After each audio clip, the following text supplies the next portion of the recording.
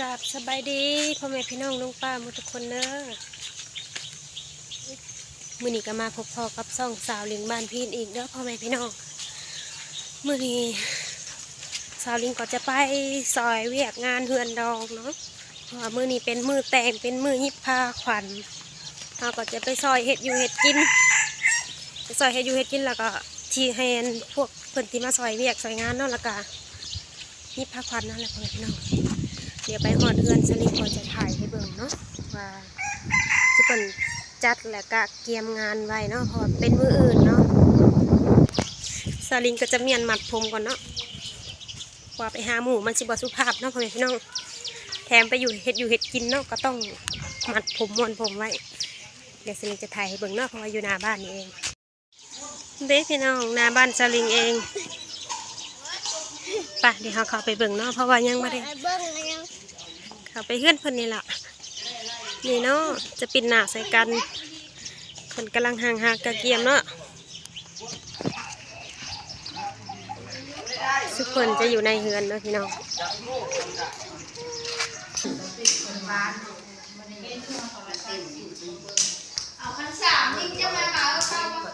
ยัง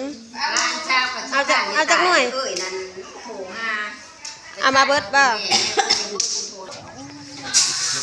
โอ้มาอยู่ทางหน้าผมจูมาเพื่อนนี่ไปไหมเขายังมาใส่เวียก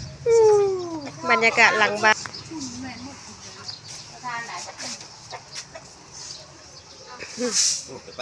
หนึ่งข้าวหนึ่งน้ำทานมักนะมาข้าววะมาสำหรับกินมื้อนี้นะพอดอกมามื้ออื่นนะตั้งห้ามื้ออื่นนะซองอันนี้ทุละอันนี้แม่เจ้าสาวพ่อแม่พี่น้องอ้าวคันละอียังวะลุงสมอนมะมาห้ามแน่ผู้มีแม่ลูกเจ้าสาวห้ามแน่โอ้ยกันยังคานี่ดิขนมมันขายขนมอีกหัวเป็ดกันเด้อพ่อแม่พี่น้องแล้วพ่อแม่พี่น้องแล้วซอยเฮือนใกล้ๆเนาะเฮาก็มาเฮือนย่าแม่บ้านอีกที่ว่าพ่อบ้านกับพ่อแม่เนาะเป็นไม่ยิงนี่ได้นี่หลายบ่เพราะว่าเห็ดดองพร้อมกันเนาะสลิงก็เลยแล้วลังนั่นแล้วก็มาลังนี่เนาะมาซอยเพิ่นเดี๋ยวสลิงจะเข้าไปเบิ่งเนาะมีอีหยังแน่ที่สิเพิ่นเฮ็ดกิน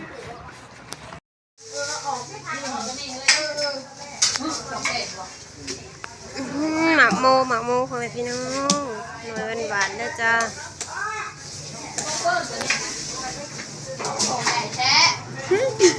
ช่างหัวอยู่กินหมากได้ไงกินหมากได้ไปได้แม่ไปกินนะเป็นไหนกินหมากชื่อเริงน้ำผึ้งอยากน้ำผึ้งอุ้มมาดูตัวน้ำผึ้งอยู่ใช้ตัวน้ำผึ้งนะอุ้มมาดูน้ำผึ้งยังปาดอยู่เนาะผักบัวเนาะทางนี้คนหลายเนาะอยู่เพื่อนหลังนี่หลายเนาะอยู่ในบุษลิงยังไม่ได้เข้าไปส่องเบิ่งนี่แขกใหญ่ทางในห่อลายเนาะจริงๆห่อลายเก็บคันมาเบ่งห่อข้าวต้ม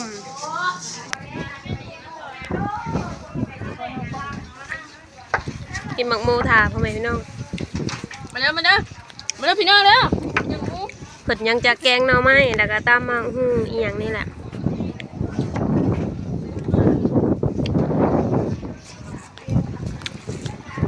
ล้มพ่อแม่พี่น้องแซ่บบ่เถินฉันกินโมน้ำผึ้งพ่อแม่พี่น้องด้วยเด้อนี่มีดมาไปเลยต้มหน่อไม้ซอยอยู่ดอกเอาโลดให้กำลังใจลูกไงมันนี่ไม่ได้ลูกมันยกหัวย่านดอกแล้วแต่เก็บเองเป็นกำลังเทศเขาไม่ได้ว่ามึงจะหลอกคนผิดหรือเปล่าเวลาเรา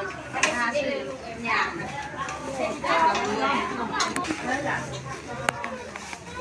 แกงหน่อไม้เด้อพี่น้องเจ้าขอกินแกงหน่อไม้ เป็นยังไงเบิ่ง ว่าเลือดแก้วนะเอาแก้ว ย่อข้าวย่อน้ำพ่อแม่พี่น้อง บริเวณแก้ว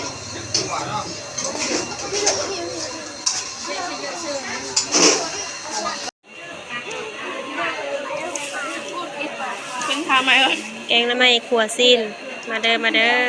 สาวลิงขอตัวกินข้าวก่อนเนาะมาแล้วพ่อแม่พี่น้องเฮากลับไปซอยเวียกเพิ่นแล้วเนาะเฮ็ดอยู่เฮ็ดกินซอยเพิ่นแล้วแล้วก็ย่อข้าวย่อน้ำแล้วแล้วก็สาวลิงเองก็กินแล้วเนาะกินแล้วแล้วก็สิว่าได๋ล้างถ้วยล้างบ่วงแล้วแหละเด้อพ่อแม่พี่น้องแล้วสาวลิงก็มาแล้วเนาะมาเฮือนเฮาแล้วเพราะว่าเฮาก็ไปซอยอันล้างนี่แล้วก็ล้างนั่นเนาะเพราะว่ามันมี2งานสาวลิงก็ต้องปันกันไปเนาะเพราะว่าเพิ่นเฮ็ดพร้อมกันแต่ว่าเฮาก็